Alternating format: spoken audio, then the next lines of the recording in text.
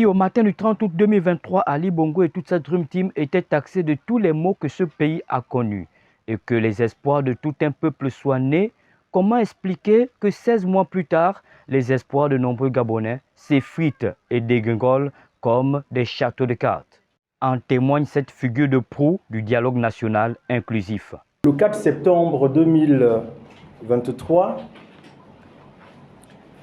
une promesse fut faite, allumant en nous, en nos cœurs, une lueur d'espoir, celle d'élections libres, transparentes et crédibles. Une promesse de rendre le pouvoir aux civils, à notre peuple, au Gabon. Mais aujourd'hui, comme je l'avais dit déjà le 11 janvier dernier, cette lueur s'est éteinte. La transition s'est désormais transformée en une trahison. Tout se passe comme si l'ancien pouvoir, Bongo PDG, n'avait jamais vraiment disparu. D'où vient le mal de cette transition qui, semble-t-il, était une libération?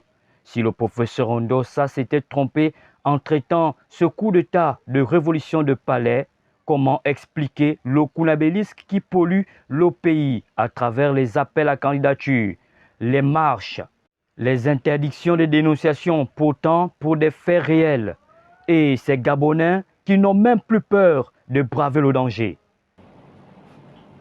La présidentielle du 12 avril 2023 ne doit pas valider le coup d'État du 30 août 2023. Elle doit être l'occasion d'un saut vers le progrès, la liberté et la dignité. Mais pour y parvenir, il faut d'abord tuer la peur qui nous habite, qui habite chacun de nous. Nous ne devons pas croire qu'une histoire est écrite d'avance, car rien n'est jamais perdu d'avance. Alors qu'il n'y avait plus d'opposition à cause de la ferveur du 30 août, désormais, les opposants sortent de partout. Devant Dieu et devant les hommes, devant vous, en toute âme et conscience,